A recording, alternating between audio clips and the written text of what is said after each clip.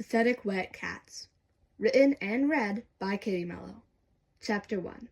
Meet the Wet Cats. Pearl may have lived her whole life on the raft. That didn't mean she liked it. The plank of wood they called home was always bobbing up and down, with barely enough room for everyone to cling to. They had to sleep in shifts simply because there wasn't enough space for multiple to lay on the driftwood at a time. Partway through wallowing in her misery, a small wave of water hit her face.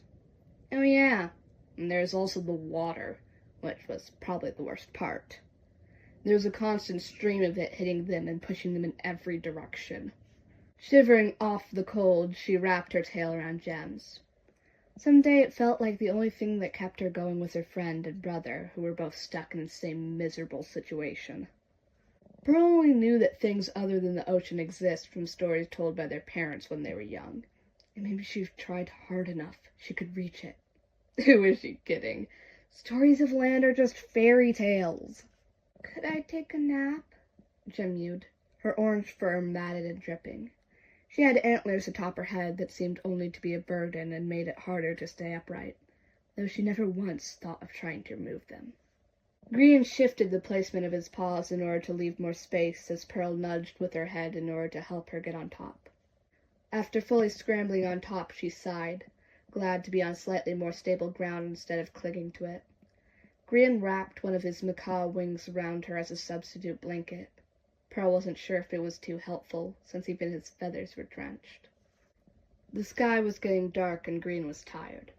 After glancing at Pearl and receiving a nod of approval, he started to lightly shake the orange she-cat, who woke with a groan. I wasn't asleep too long, was I? She blinked the sleep out of her eyes and began to slide back into the water. Grian scoffed and stretched over the board so he could run his front paws in the water. Only half the day. If he was actually upset, he didn't show it. He heard a scratching sound and looked over to notice Pearl's claws had made a mark. That was okay.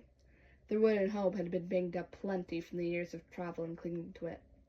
What drew his attention was the large scrape in the wood that looked like it had been there a while. Part of him wanted to ensure that it was fine, but the other part of him simply wanted to sleep. Figuring there was nothing he could do anyways, he went with the latter. He closed his eyes and eventually drifted off to sleep.